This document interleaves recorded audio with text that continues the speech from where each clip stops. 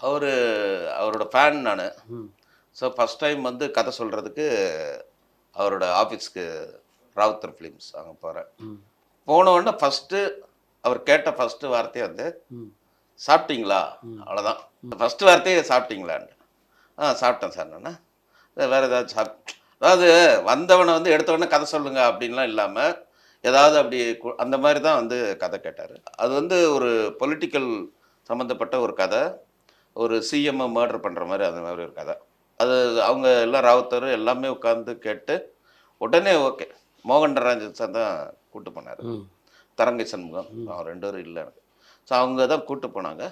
கூப்பிட்டு போய் அங்கேயே ஓகே ஆயிடுச்சு. ஓகேன்னு வெளியே வந்து அப்படியே கட்டி பிடிச்சி உடனே டிஸ்கஷன்.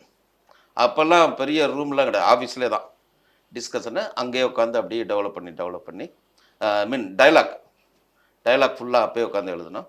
அவர் ரொம்ப க்ளோஸ் ஆனார் விஜயகாந்த் சார். ஆகி படம் எல்லாம் பண்ணுறதுக்கு அது சில சக்திகள் வந்து அவரை நெருங்க விடாமல் அவர் கூட நம்ம இப்போ ரொம்ப க்ளோஸாக டக்குன்னு ரொம்ப க்ளோஸ் ஆகிட்டாரு. அதனால சில சீனியர் அவர் கூட இருப்பாங்கல்ல, அவங்கெல்லாம் நம்மளை நெருங்க விடாமல் கொஞ்சம்